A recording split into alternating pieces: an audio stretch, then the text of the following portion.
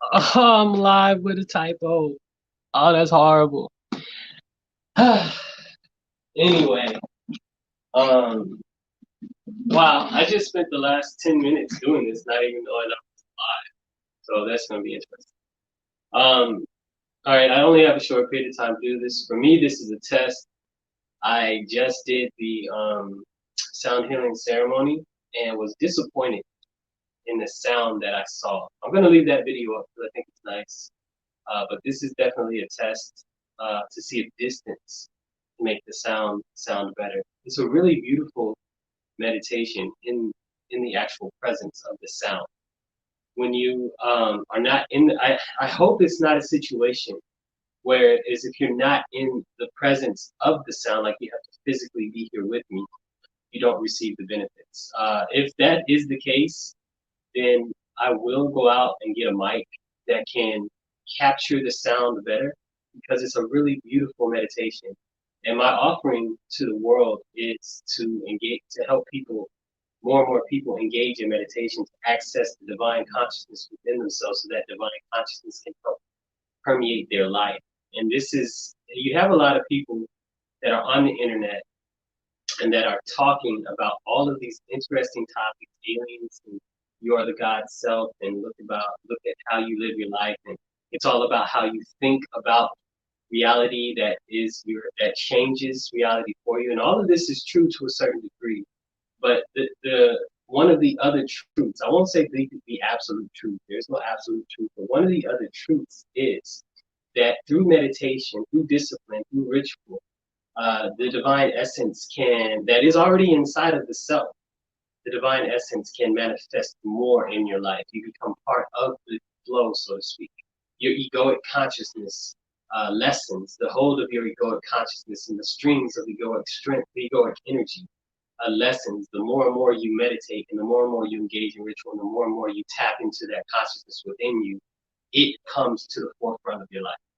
And so this is an experience, our experience that I already experienced and I have and I walk around with me on a daily.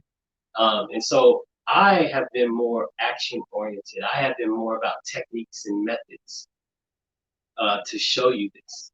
I am learning that you also need to have the information behind it. There's the stories that brothers and sisters, origin stories. People like to identify with nationalities and things of this nature. These are things of bodies and these are things of lower nature, but they are things that are important. So I do have to address them. That's why you see a lot of my commentary last month geared towards more social commentary. But the truth of the matter is you are the divine essence. And my work of the last decade has been to experience that for myself and share it with others. So one of the techniques that I've come across is sound healing through crystal bowls and through metal turned into instruments. And so I was really disappointed with my with the way the recording came out. And so, like I said, I'm trying to see if the distance changes the sound. If you're listening, thumbs up if you like the video. Also, comment and let me know how it sounds to you, so I can change it. I'm definitely going to do this every morning. Put my meditations to the world so that the world can meditate with me, and then that we can build a community that way. So the more feedback I get, the better. So this is the tongue drum, and it's a beautiful sound. It's a healing sound. But when I played it um, earlier, it sounded like basically it's stick on metal. That was horrible. So let me know how this sounds so I can make adjustments. I don't have a lot of time. I have to go really soon. So.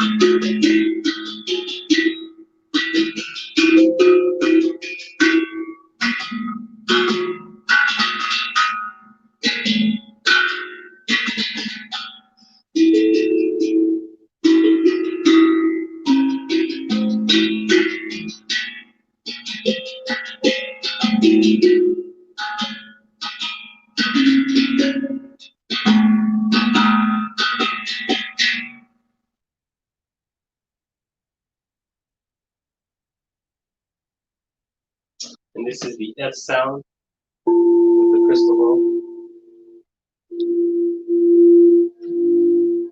So when you're in its presence, you can feel the vibrations going through it. And what I do, what I taught in my book, and what I do is I've shown you how to combine this with acupressure points in order to elicit a true healing response. So it's like, I don't want to just show brothers and sisters, how they can become knowledgeable.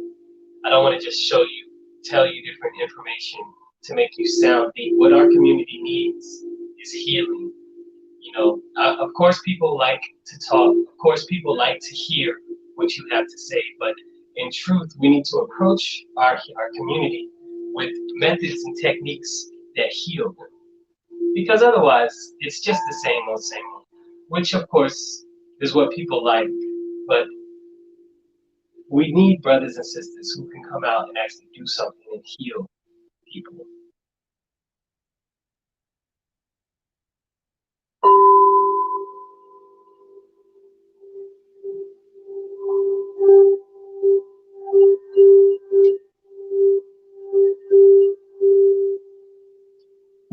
Peace. Give me a little bit of feedback on how that was. I hope it was good for you. But I'm going to do this. My meditations are usually at sunrise. I don't know how many people are up at that point, but that'll be the meditation. We'll see. And I'll try to make it better for people who are interested in cultivating the divine essence within and having that divine essence permeate their life, because that's what it's truly about. The social critique is needed because we live in a social environment and we can never really separate. Even when I'm in the mountains, I am affected by what goes on in a greater society, because we still, even though we're in the mountains and I'm meditating with my community and we are apart from everybody else, if they close down the stores, that's a big issue for us, because we're about 60% self-sufficient, but 40% we need to still get our materials from the greater society. And so I am not of the age at the moment where going off and leaving society to itself is a wise decision.